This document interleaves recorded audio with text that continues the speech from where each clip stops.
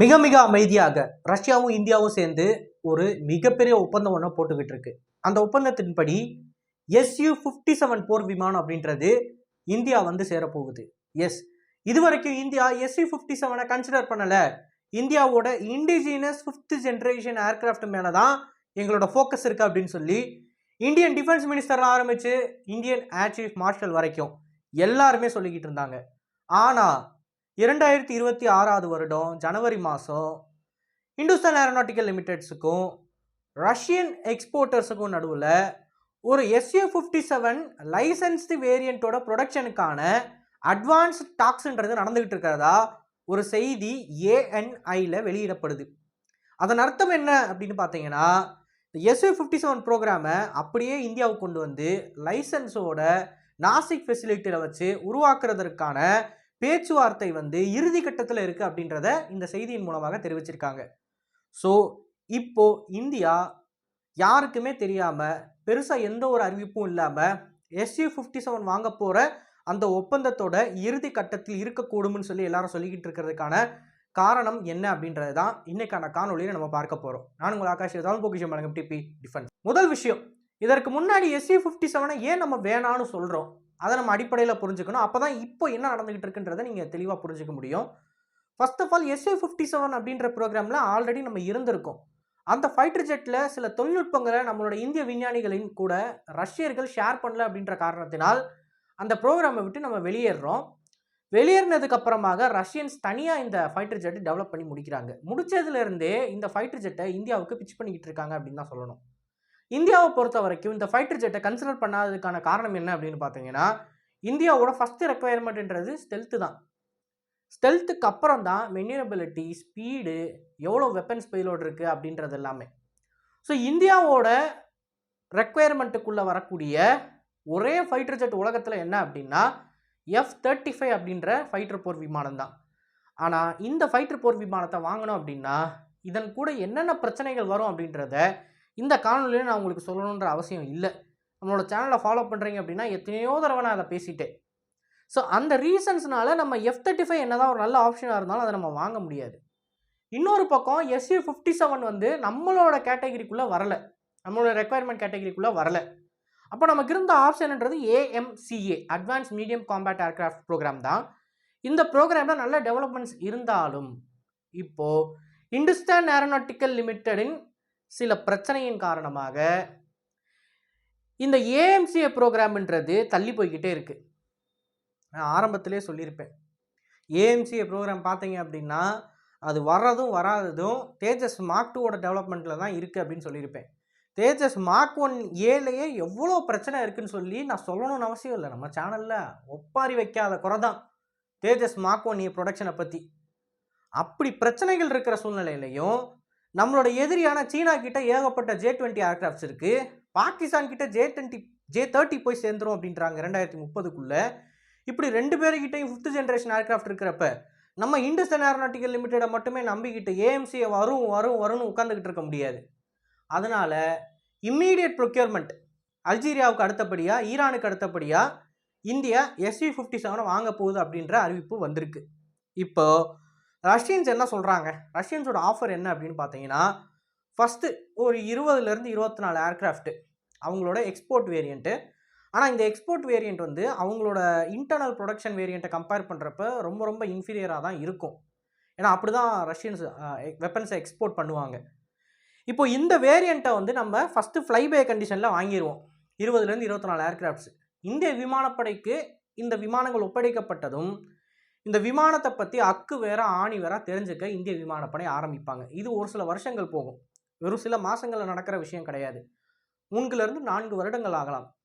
அந்த கேப்பில் இந்த விமானத்தை பற்றின எல்லா நூக் அண்ட் கார்னர்ஸை தெரிஞ்சுக்கிட்டு இந்த விமானத்துக்குன்னே சொல்லி ஸ்பெஷலைஸ்டாக ஒரு ட்ரைனிங் ப்ரோக்ராமை வச்சு அண்ட் இந்த விமானத்தை எப்படி மெயின்டைன் பண்ணுறதுன்னு சொல்லி மெயின்டெனன்ஸ் ஒர்க் ஷாப்லாம் கட்டி முடிக்கிறதுக்குள்ள நாசிக்கில் Su-30 போர் விமானத்தை உருவாக்குன அதே ப்ரொடக்ஷன் லைனில் Su-57 உருவாக்க ஆரம்பிச்சிருவாங்க. அண்டு அந்த ப்ரொடக்ஷன் லைன்லேருந்து வெளிவரக்கூடிய Su-57ன்றது one of the most advanced Su-57 இந்த வேர்ல்டாக இருக்கும். காரணம் என்ன அப்படின்னு பார்த்தீங்கன்னா, இண்டிஜினஸ் வெப்பனைசேஷன் தான். நம்ம SU-30MKI அப்படின்ற வேரியண்ட்டை எப்படி வாங்கணும் அப்படின்னா, ஃபஸ்ட்டு SU-30யோட எக்ஸ்போர்ட் வேரியண்ட்டை தான் கொண்டு வரோம். எக்ஸ்போர்ட் வேரியண்ட்டுக்கு அப்புறமாக அதோட ஃப்ளைபே கண்டிஷனில் அது வந்ததுக்கு அப்புறமாக இன்டர்னலாக நம்ம நாசிக் ஃபெசிலிட்டியில் மேனுஃபேக்சர் பண்ணுறப்ப தான் MKI அப்படின்ற வேரியண்ட்டை வந்து நம்ம ப்ரொடியூஸ் பண்ணி வெளியே கொண்டு வரோம். ஏன் MKI வேரியண்ட் வந்து நம்மளோட ஃபெசிலிட்டியில் மேனுஃபேக்சர் பண்ணப்படுது, டைரெக்டாக ஃப்ளைபை மூலமாக ரஷ்யாவில் மேனுஃபேக்சர் பண்ணி கொண்டு வரல அப்படின்னா, ஃபஸ்ட்டு இந்த விமானத்தை பற்றின ஒரு அண்டர்ஸ்டாண்டிங் நமக்கு கிடைக்கணும். அண்டு இந்த விமானத்தை அண்டர்ஸ்டாண்ட் பண்ணதுக்கு அப்புறமாக MKIs ஆர்டர் பண்ணுறதுக்கு பதிலாக ஒரு கணிசமான அளவுக்கு எக்ஸ்போர்ட் வேரியண்ட் ஆர்டர் பண்ணிவிட்டு அதற்கடுத்து அந்த விமானத்தை நூக்கன் காரணம் நம்ம தெரிஞ்சுக்கிட்டு இருக்கிற பிரச்சனைகள் எல்லாத்தையும் சால்வ் பண்ணுற மாதிரி ஒரு MKI வேரியண்ட்டை உருவாக்கிக்கிட்டு அடுத்து நம்ம இம்போர்ட் பண்ணியிருக்கோம் பார்த்தீங்களா அந்த எக்ஸ்போர்ட் வேரியண்ட், அது ரொம்ப இன்ஃபீரியராக இருக்கும் இல்லவா, அந்த இன்ஃபீரியராக இருக்கக்கூடிய வெப்பன்ஸ் பிளாட்ஃபார்ம்ஸை அந்த விமானத்தில் இருந்து நீக்கிறது தான். ஸோ இதுதான் அடிப்படையில் கான்செப்ட். பேஸ் வேரியண்ட் உள்ளே வருது, உள்ளே வந்ததுக்கப்புறமா சில வருடங்கள் அதை பற்றி நம்ம தெரிஞ்சுக்கிறோம். அடுத்து நம்மளோட நாட்டு ப்ரொடக்ஷன் லைனில் ஒரு அட்வான்ஸ்டு வேரியண்ட் ஒன்று உருவாகுது. அட்வான்ஸ்டு வேரியண்ட் உருவானதுக்கு அப்புறமாக இந்த பேஸ் வேரியண்ட் எல்லாத்தையுமே அட்வான்ஸ்டு வேரியண்ட்டாக நம்ம கன்வெர்ட் பண்ண போகிறோம். இதுதான் நடக்க போகுது. அண்ட் SU-57 பொறுத்த மட்டும் அதில் ரஷ்யர்கள் என்ன ஆஃபர் பண்ணுறாங்க அப்படின்னு பார்த்தீங்கன்னா, அன்பிரசிடென்டட் இண்டிஜினைசேஷன். இது வரைக்கும் எந்த நாடும் இந்தியா கூட ஆஃபர் பண்ணாத அளவுக்கு வெப்பன்ஸ் இன்டகிரேஷனை ரஷ்யன்ஸ் ஆஃபர் பண்ணுறாங்க. Astra mark 1, mark 2, mark 3, Rudram, even இஸ்ரேலிய வெப்பன்ஸ் பிளாட்ஃபார்மை கூட நீங்கள் SU-57 இன்டெக்ட் பண்ணிக்கோங்க. ஆர் ஈவன் வெஸ்டர்ன் காம்பனன்ஸை கூட நீங்கள் இன்டெகிரேட் பண்ணிக்கோங்க, எங்களுக்கு எந்த பிரச்சனையும் கிடையாது அப்படின்னு ரஷ்யன்ஸ் சொல்கிறாங்க. அண்ட் ஆல்சோ இந்தியாவை பொறுத்த மட்டும் நம்மளோட ஸ்பெசிஃபிக் என்ஹான்ஸ்மெண்ட்ஸ் அப்படின்னா அதில் மிக மிக முக்கியமாக இருக்க போகிறது ரஷ்யன்ஸோட AL-51F அப்படின்ற டர்போஜெட் என்ஜின் தான்.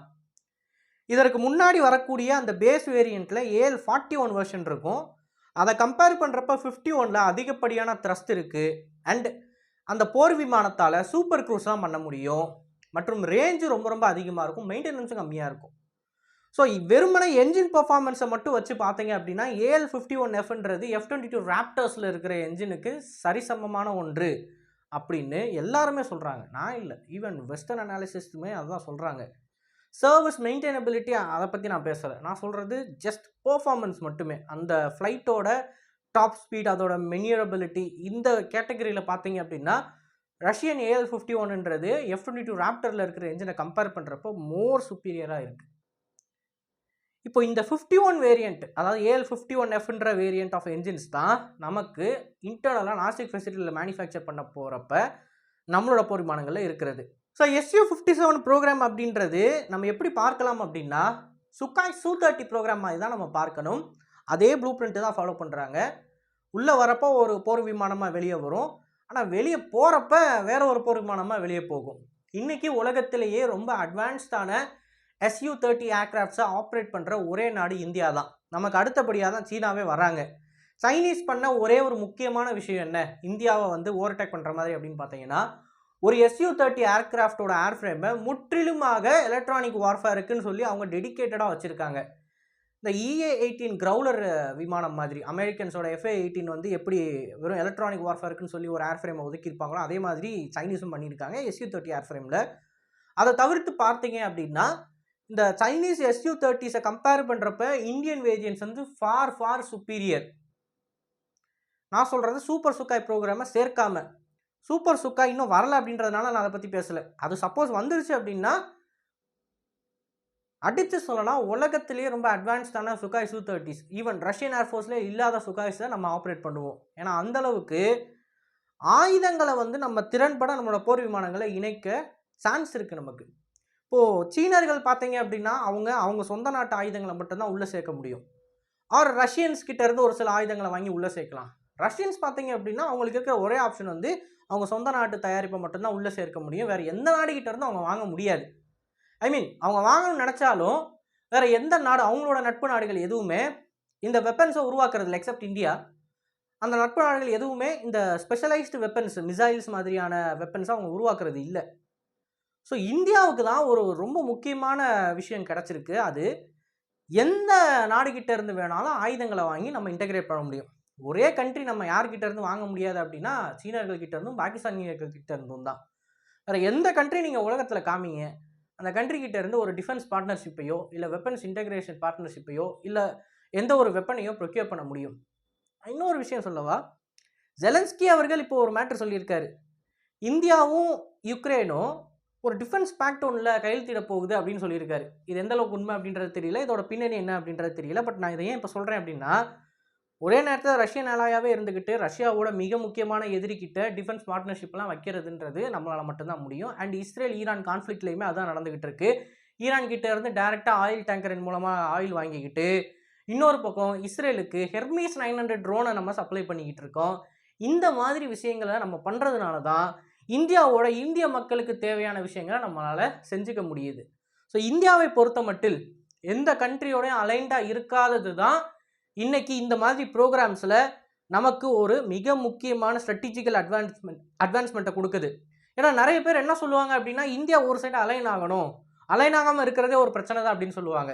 இல்லை, இந்த ஸ்பெசிஃபிக் கேஸ் ஸ்டடியை நீங்கள் எடுத்தீங்க, SV-57 வெப்பனைசேஷன் ப்ரோக்ராமை பார்த்தீங்க அப்படின்னா, அதில் இஸ்ரேலிய ஆரிஜின் வெப்பன்ஸில் ஆரம்பித்து எனி வெஸ்டர்ன் கண்ட்ரீஸோட avionics or electronic warfare units and Indian made missiles or electronic warfare units or radar systems, இது எல்லாத்தையுமே இந்த SV-57 நம்ம பொருத்த முடியும்.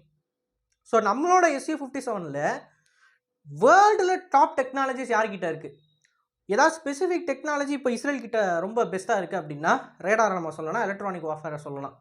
அந்த ரெண்டையும் தூக்கி SV-57 போடு. மிசைலில் யார் பெஸ்ட் இருக்கா, ரஷ்யன்ஸ் பெஸ்ட் இருக்காங்களா, லாங் ரேஞ்ச் மிசைல் அவங்க கிட்ட இருக்கா, அதை தூக்கி உள்ளே போடு. சீக்கரில் நம்ம தான் பெஸ்ட்டு, ரஷ்யன்ஸ் மிசைலோட டிசைனில் பெஸ்ட்டு அண்டு அந்த மிசைலுக்கு தேவையான என்ஜின்ஸ் அப்புறம் அந்த ஃபியூயல் அதில் பெஸ்ட்டு அப்படின்னா சீக்கர் மட்டும் இந்தியன் டிசைனை போடு. இந்த மாதிரி SV-57 நம்ம பண்ண போகிற கஸ்டமைசேஷன்ன்றது ஒன் ஆஃப் தி பெஸ்ட்டாக இருக்கும் அந்த ஃபைட்டர் ஜெட்டை உலகத்தில் வெளியே கொண்டு வரப்போ. ஸோ இந்த வீடியோவில் நான் சொன்ன கருத்துக்களை பற்றி நீங்கள் என்ன நினைக்கிறீங்க அப்படின்றத மறக்காமல் கமெண்ட்ஸில் பதிவிடுங்க. அண்ட் இது போல் நிறைய தகவலை தெரிந்து கொள்ள டிவி நியூஸ் பேஜை ஃபாலோ பண்ணிக்கோங்க. நல்லதை இப்போ நல்ல சமுதாயத்துக்கு வணக்கம். நன்றி.